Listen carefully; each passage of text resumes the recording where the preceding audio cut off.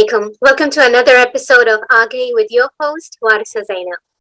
We're really lucky to have today on our show Eugen Popa, who is the head of Romanian Association for Hypnotherapy. He is an NLP trainer. He is a coach and a hypnotherapist.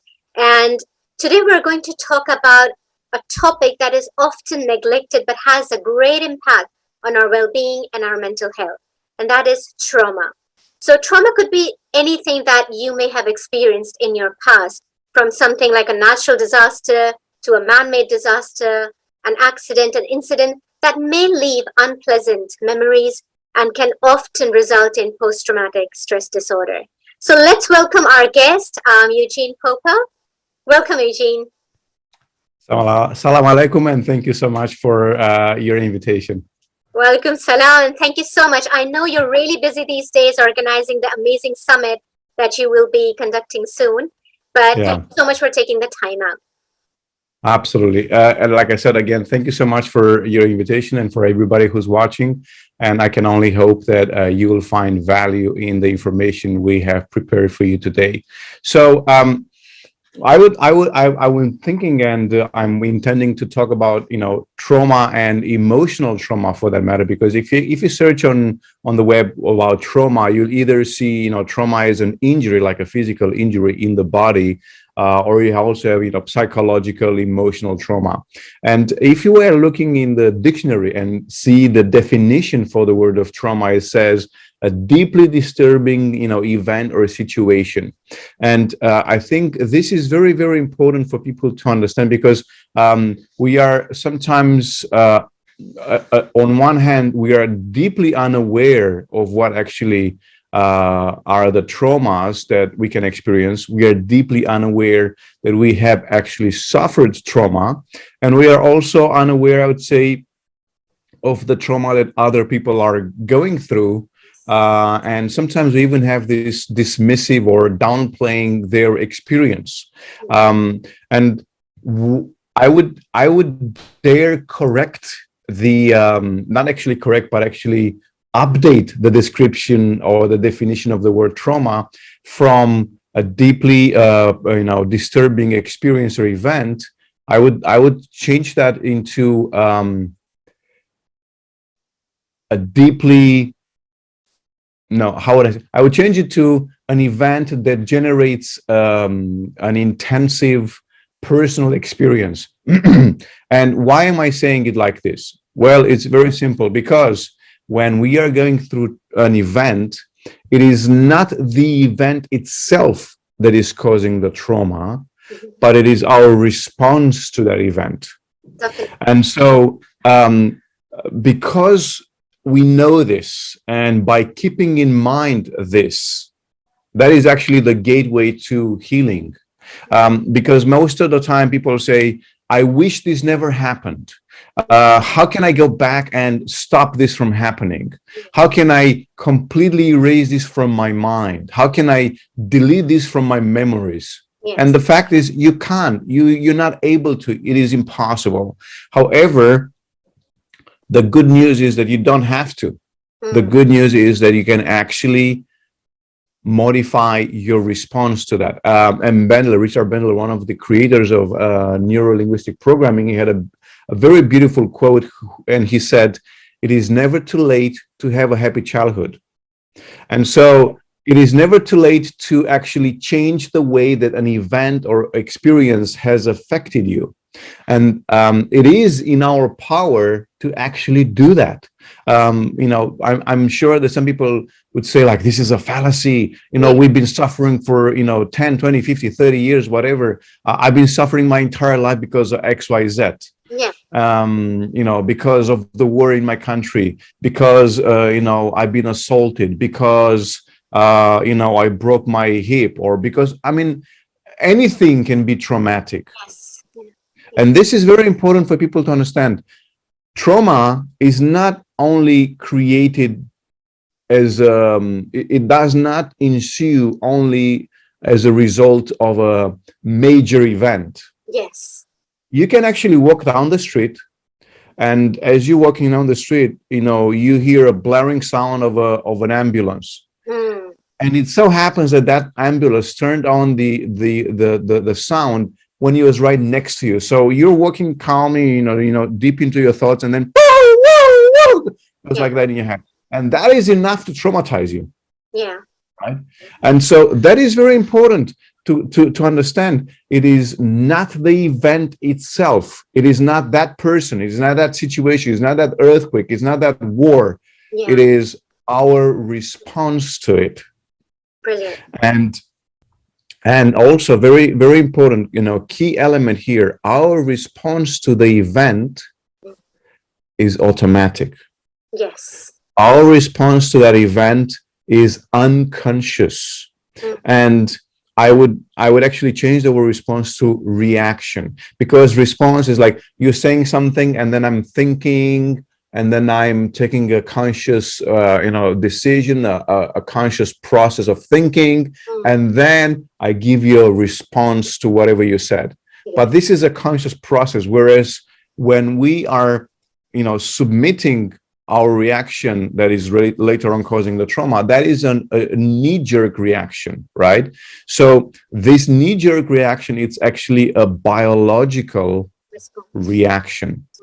And so we have a temporary biological reaction, which then is causing a mental, emotional, psychological, or even spiritual trauma down the line.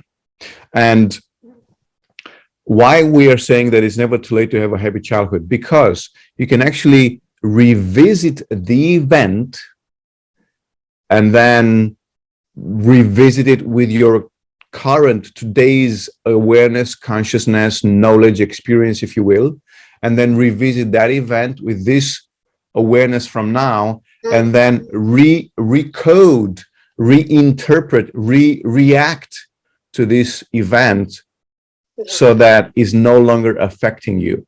And I'm going to give you a very quick example of a technique that you can actually use right away, right now, to make this change in your life, for everybody who's watching or listening to this intervention. So there are several studies that are showing that we, the human being, human race, we have much more profound and intense emotions when we remember something in first person.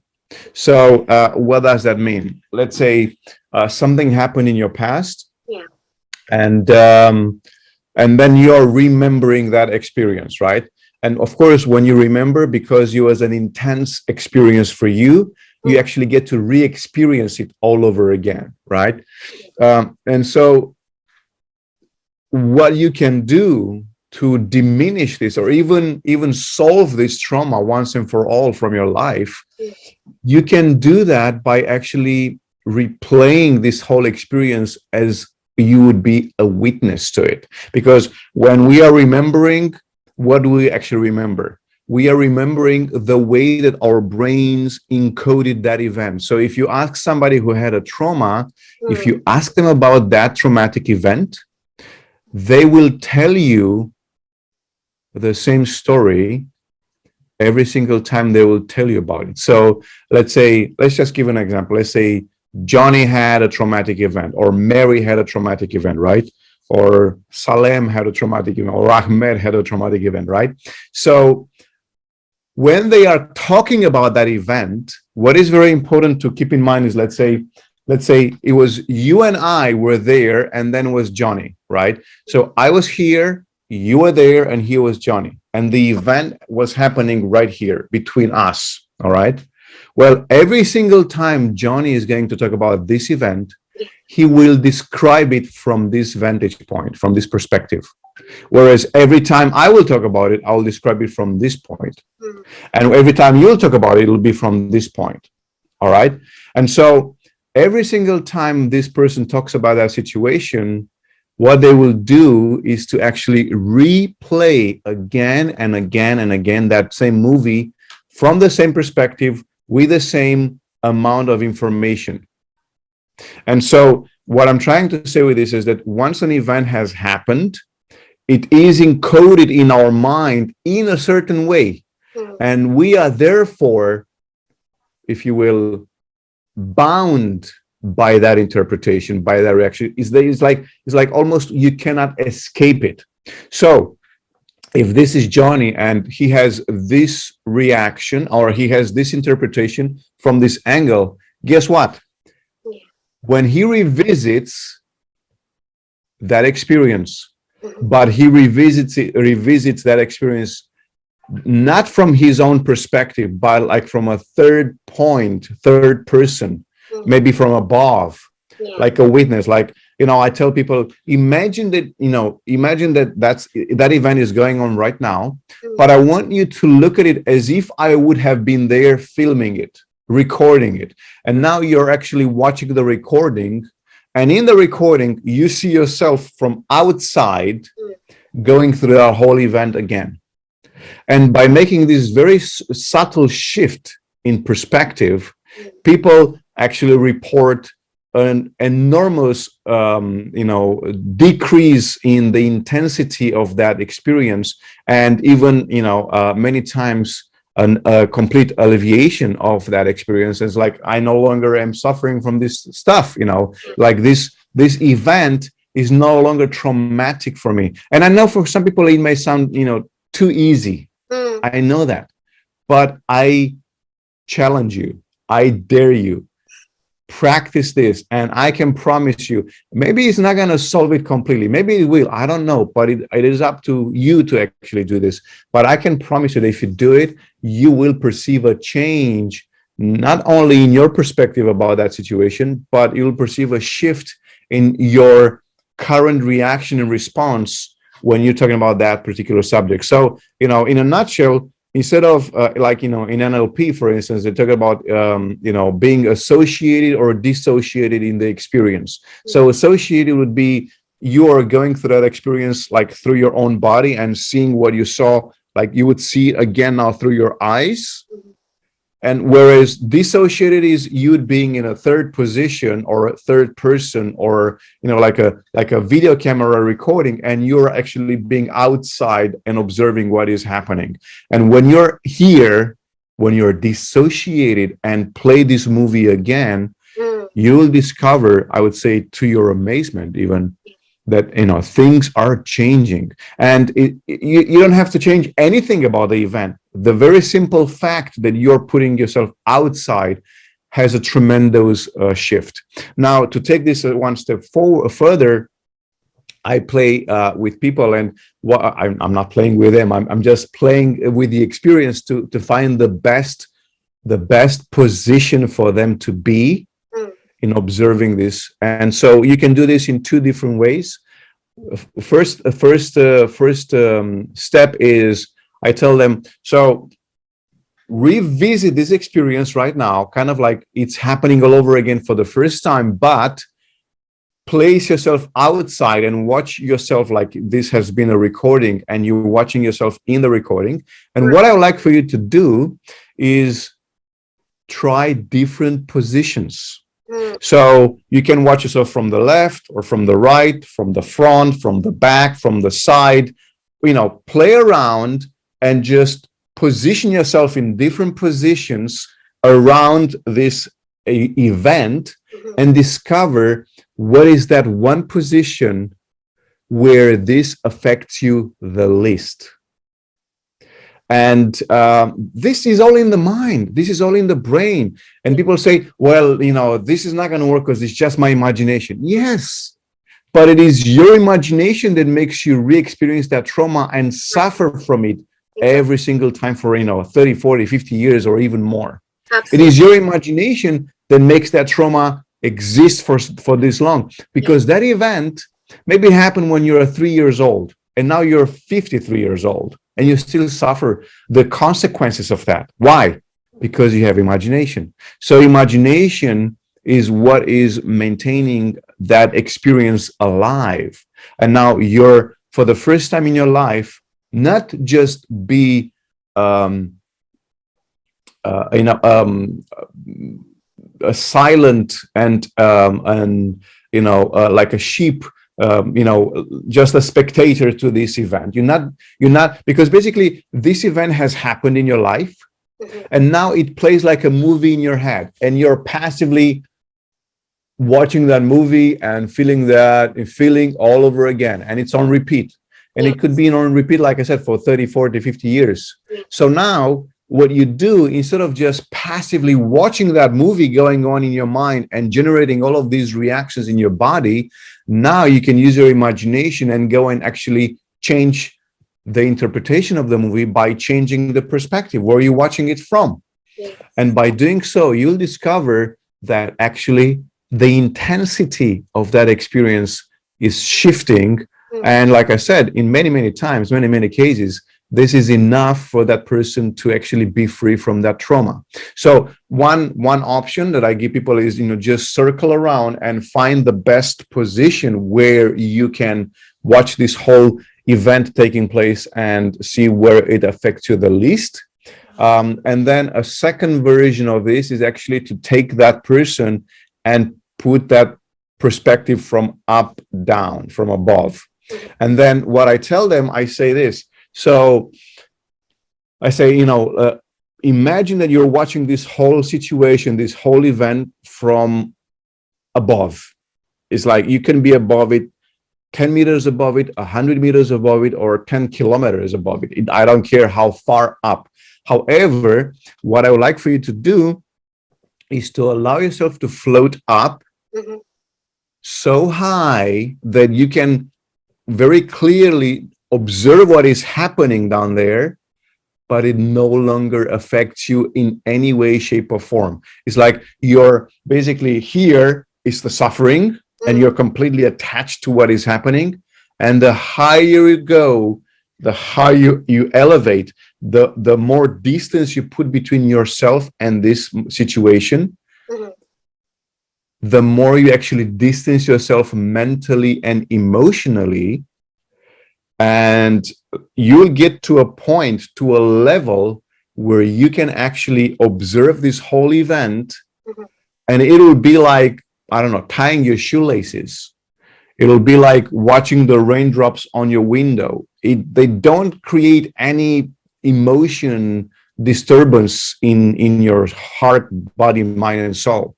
So simply allow yourself to go higher up and just go as high as you need to.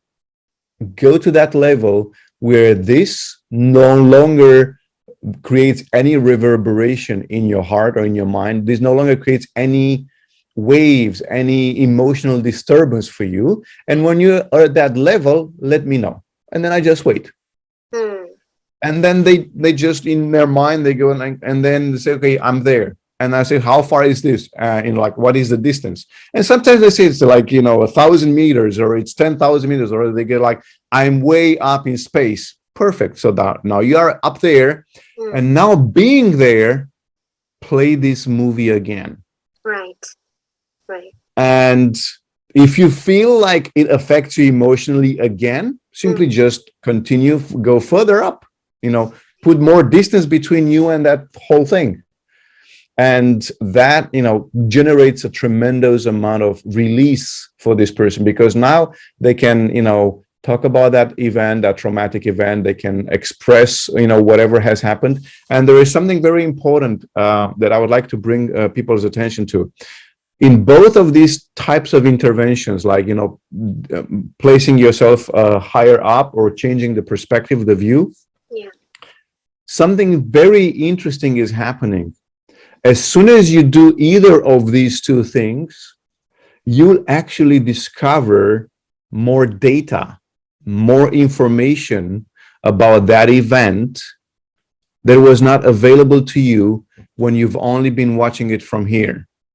And there are, many beautiful drawings and things, like, I don't know, you can find on the web, you see somebody who is, fully covered in, I don't know, blood, and, it might look very fearsome to you, but that's actually somebody who's been rescuing a lot of people. And so, but the first impression, the first reaction is like, I'm scared of this, this looks frightening. And so the first impression can be very tricky. Well, that's exactly how this is being encoded in our minds when we are talking about an event. So if we have this event and my vantage point is only from here, what do I actually see? Well, I can only see information from this perspective, and this becomes my personal interpretation. This becomes my truth. However, if I want to completely and fully understand this, what do I have to do? I have to go around it or go above it. And when I do that, I see so much more about this. I understand so much more about this. And this understanding, it is what is freeing me from the bondage, I would say, from the shackles of this interpretation. Because this is very important.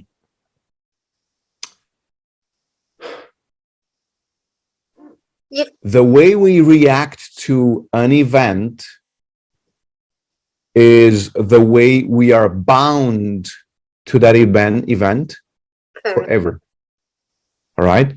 So if my reaction is like that, then this gets encoded in my body. Basil van der Kolk called this, the body keeps the score. So this is being recorded in my body, and now my body and my emotion and my psyche, is encoded in several ways, in several layers in my experience related to this particular event. It's encoded this way. Now, by changing the perspective, we are, again, like I said, broadening our horizon about this whole thing. But at the same time, another very, very effective way of doing this is to actually look at the words we are using to describe that event. The language. Exactly. And so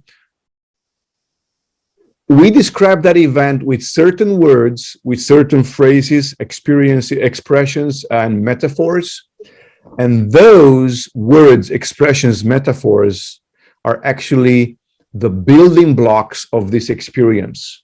So if I'm going to say, oh my God, I've been terrified by this experience, and it felt like the sky is falling down, and there was a deafening sound, and I felt like I felt like I was pierced and slashed by what happened. Yeah.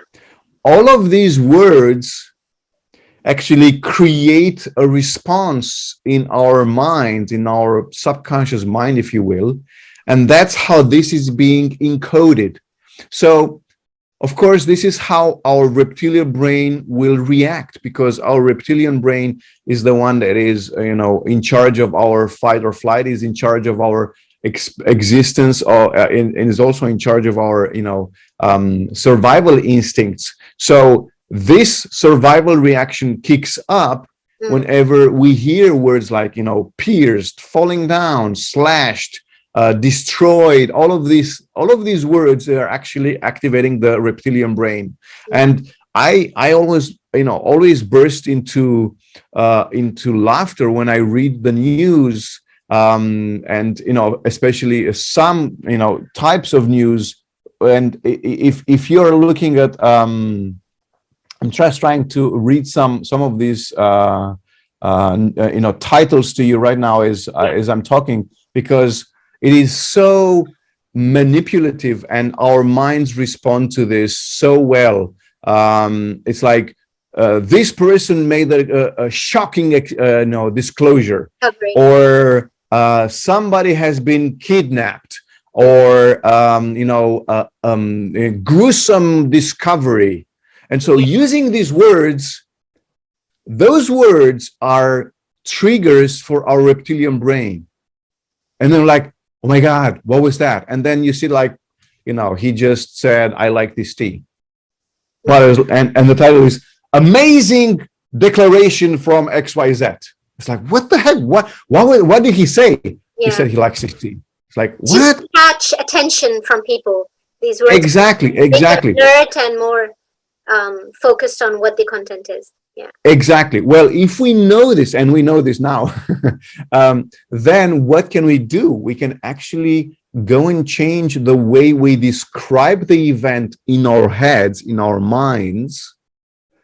And by changing the narrative By changing the words and the sentences and the expressions and the metaphors, we're actually changing the way we respond to that experience. So let's say when I was 5 years old, I had a very traumatic experience. Basically, what I'm saying is I had a reaction that traumatized me. It's not the event that traumatizes me, but it's the reaction. And I want to stress on this. Do not be as silly as to blame yourself for your reaction, because your reaction was not something conscious, was something unconscious. Yes. And I'll get back to this in a moment. So don't get into the blame game. Oh, if I was smarter, smarter, faster, prettier, this wouldn't have happened to me. No. I want everybody to understand we always have the best reactions that we can have at the time when we have that reaction. We are always at our best, because if we could do better, we would have done better. Definitely. Absolutely. Right? So whatever has happened at 5 years old, let's say, if we are having this reaction, that is because that was our best reaction. We are always at our best. So from this perspective, I'm saying this because it's very important to be compassionate about yourself, not hating yourself for that reaction. And so now with your today's understanding, you can go back and revisit this. And now with your today's understanding and awareness and consciousness, you can go and re-describe this event. And it's like you're going back into this event, whether you're going associated in your own skin or you're going there as being up above or being to the side and watching what is happening. You go back to that event and now describe it again with different words. Describe it again using different metaphors. Describe it again without using emotional words. So I'll give you an example. Right now we are talking about a war.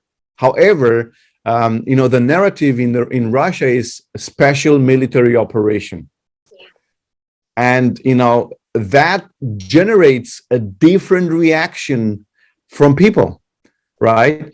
There was a beautiful study done where they took a group of people, they split it into two, the control group and the test group. And both groups were shown the same image. And the image was what looked like the aftermath of a car accident, right? So the first group was asked, what do you think was the speed of the vehicles at the time of, of the time of the event, right? At the time of the event. So this was the test group. Or the control group, right? This was the control group. What was the speed of the vehicles at the time of this event? The test group. How fast were the cars driving at the time of impact? Right? Or when they clashed with each other, right? So these guys, on average, they described that image and they were saying with about 20 to 30 kilometers less in speed versus these guys. So let's say these guys here said 60 kilometers per hour or 40 miles. And these guys were saying 18, 90 kilometers per hour or 50, 60 miles per hour, right? And why? Because of the difference in words, the difference in the, in the expression used. So because we know this, guys, you can use this to hack your mind. You can use this to heal yourself from trauma by simply modifying the way you describe this event to yourself and of course to others. And by doing this, you actually start being in charge, getting in charge of your life and of your experience. So Eugene, you mentioned a lot of things and I've got tons of questions for you now. One of the things you mentioned was that you don't have to live in that state, that traumatic state forever. You can change the perspective just by shifting your in your mind, in your memory. You can just Yeah. position yourself differently and view that event or incident from a different position. And by practice, it's going to have the intensity of the reaction or the response within your body is going to decrease with time. But Yeah. what about those people, Eugene, who may not have left that experience or environment where they are subjected to that kind of experience? So I'll give you an example. People living in refugee camps for the past 20 years, 30 years, life Yeah. is changing for them. They are stuck in that same Mhm. environment, same experience. Yeah. Can this technique that you shared with our viewers for free, can they apply this tool, this technique, to help themselves? Absolutely. Absolutely. And I'm going to give you an example, which is very pertinent exactly for your example. There is a book by Viktor Frankl, who was a detainee in the Nazi detention camps. Yeah. And he actually wrote a book. He became famous with this book, which was, A Man in Search for Meaning. And in his book, he actually said something very, very beautiful. I get goosebumps by thinking about it. And he said, they can detain my body, they can lock up my body, but they cannot lock up my mind. I'm paraphrasing. This is not exactly what he said, but he said, a man can be imprisoned, but not his mind. His mind cannot be imprisoned. And so, yes, I totally agree with you. And of course, people say, look at this white dude sitting in his chair in his office in the warmth with a roof over his head and internet and all that, lecturing us about trauma. No, I'm not. I'm not trying to tell people who actually are right now suffering. They have an amazing experience themselves. I am telling you that I've been using these methods with people who have been through such experiences, and they gave results. For some faster, for some not so fast, but they can have tremendous results. And so what I'm telling you is, yes, you can look at your circumstances, but yes, you have power over your circumstances. Because here's what I would like. Here's what I would like to introduce a new concept, and that is called the locus of control. So the locus of control, from a psychological perspective, actually says this: the world is happening to me, or I am happening to the world.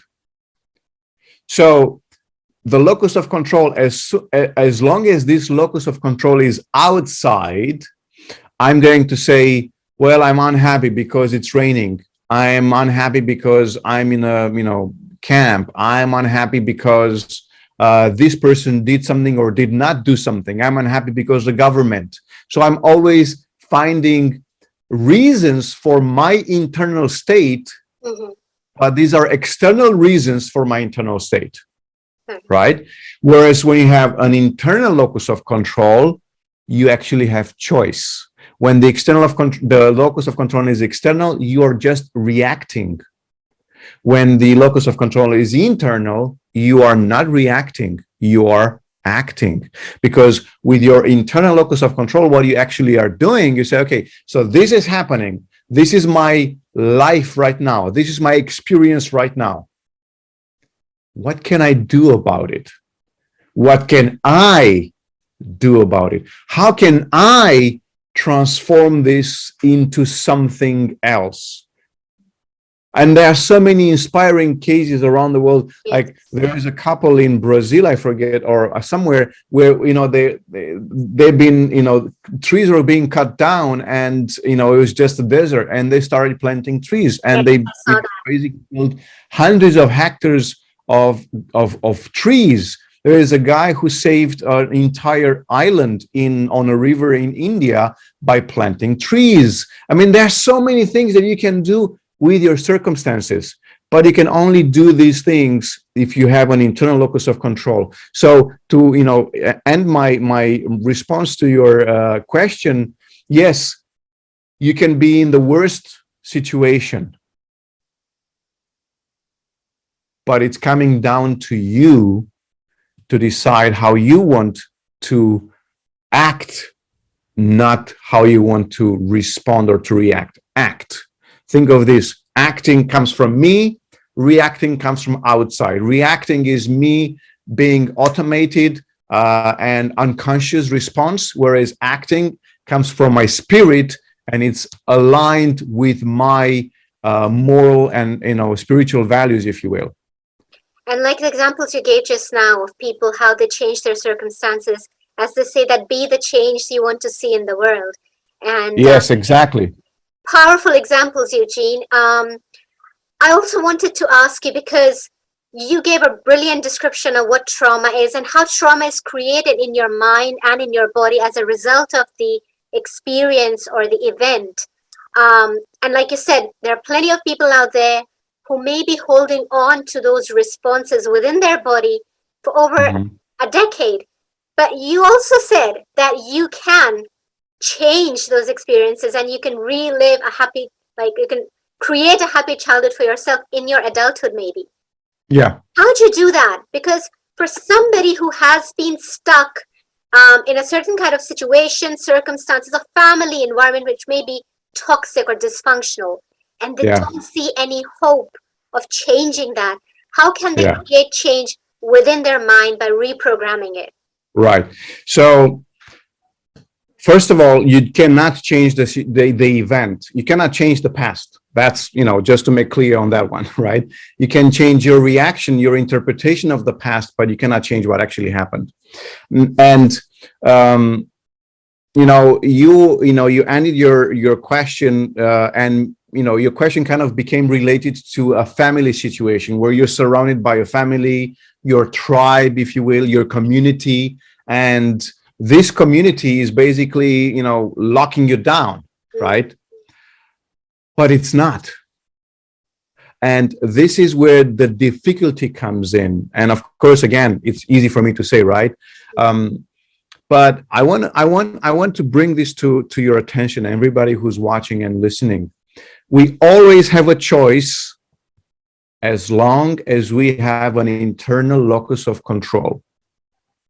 And sometimes, actually not sometimes, every time when we get to a point where we don't have a choice, it is important to understand and acknowledge that we made choices to get to this point. Now, some people can say, oh, I was born in this world, in this environment, in this family, in this culture, in this religion, in this society, whatever, right? So again, this is blaming them for my situation, all right? The locus of control is outside. And so for people they feel locked because they have this balance, right? So they are like this, right? Let's say I have this unbalance here. Let's say I'm balancing this. So on one hand, they have their need for freedom, for expression, for, being and doing whatever they want. And on this other end, they have, the culture, the family, the society, and so on. So this or this, that is the choice. Right. So for some people, especially for cultures where family is the crux of their existence, they will not be able to escape. Why? Because family, society, culture, religion, it is way too heavy for them to be able to express. So then it's like like the family would say, it's either you do this or we'll disown you. Yeah. Right. So in this case, you have a choice, right? You have a choice, but most of the time people will not choose to express themselves as they want to be because they stand to lose too much. So it's how much do I gain versus how much do I lose, right? And there are many studies done on this topic, and actually the ratio between our response to winning versus our response to losing, this is like 4 times more important. Losing, we abhor, we reject losing 2 to 3 to 4 times more powerfully than we actually enjoy winning something. So if you ask somebody, you can gamble. So if you put down $2, you might win 10, but you might lose 4. And so most people won't gamble because they are afraid of losing $4, and that is way too important versus the option of maybe winning $10. And so, this would be, the case with many people. I stand to lose too much by doing this. However, that right there is still a choice. Talking about trauma, how it's created and how you can free yourself from that captivity within your mind, and whether you can minimize the influence or the effect it has on you and on your body by shifting your perception. You've done a lot of work around this, Eugen, and I know you are an international speaker and a trainer, and I know that you are busy right now organizing this amazing summit that's coming up. Tell our viewers about that. Right. So I think it's so timely, I would say, to organize this summit. It's so timely with all the crazy events that are happening in the world today. And so like you said yourself, I have a background in working with people, hypnosis and NLP. I've always been very passionate and interested in finding effective ways that we can use to create change in ourselves or with our clients and patients. And so because of that, I was like, we are living in a traumatic world today. We've been living for the past 2 years. We've experienced trauma with all this madness with COVID, justified or not. I won't go into that. But this, the COVID situation actually caused a mass trauma, a global trauma. And then following that, now we have this war in Ukraine, which is again a massive trauma. And actually, a lot of people are suffering what is called a secondhand trauma. So basically, they're watching the news and they get traumatized by simply watching the news, right? Because when you watch something, and I want to make this very clear, when you watch something, you are actually programming your brain with the information you're watching. So if you're watching about traumatic events, that is what goes on in your brain. And so all of this, said, I wanted to, create an event where I could bring together some of the most experienced presenters, speakers, experts in the world to explain, to give information, to give methods, techniques, practices that we can use to clear trauma from our lives and to heal trauma from our lives. And I'm so blessed to have had the chance to speak to some of the best, some of the most transformative experts in the world who've been working with trauma, patients and clients for, some of them even 50 years of experience. Wow. That's older than I am, right? So these people have been working with trauma for 30, 40, 50 years, and they amassed such an enormous amount of knowledge and expertise and information. And now they are sharing it for free. Wow. With everyone who wants to, join this summit. So if people who are watching or listening to this, they want to join, it is very, very easy to join. And I don't know, is it okay to say where they can find the information? Of course, yeah. All right. So the website is healtraumasummit.com. And you can go to the website, you can sign up for free. It doesn't cost you anything. And with a free pass, you can see all of the presentations when they are live and then 24 hours after. And if you want to get access to the recordings, there's going to be a sign up fee there with it's like, I don't know, $67 or $97. But we can also, we can offer people who are listening to this and watching this, we can give them a $10 discount code. Wow. So they can they can use that as a gift from us to them. Brilliant. Thank you so much, Eugen. You've been an absolute gem on the show today. And I personally feel really, really lucky to have you today as a guest. And the wonderful technique that you shared today with our viewers. I hope they will find it extremely beneficial. And if anybody wants to share any comment, feedback, or have a question for Eugene, please feel free to call in our studio, and we'll be more than happy to connect you with Eugen Popa. Thank you so much. Absolutely. Thank you. Thank you. I just want to say, for everybody who wants to sign up and they want to get the code would be, what should they put the code? What would be an easy word for them to use? Maybe trauma, because that's what we were talking about. All right, let's put trauma 10. Trauma 10. So everybody who wants to sign up for the premium pass, they use the word trauma 10. And they'll get a $10 discount. And again, thank you so much. It's been an honor and a pleasure, and I'm very excited about this. Thank you. Thank you, Eugene. Thank you so much. And I hope I'll see you again.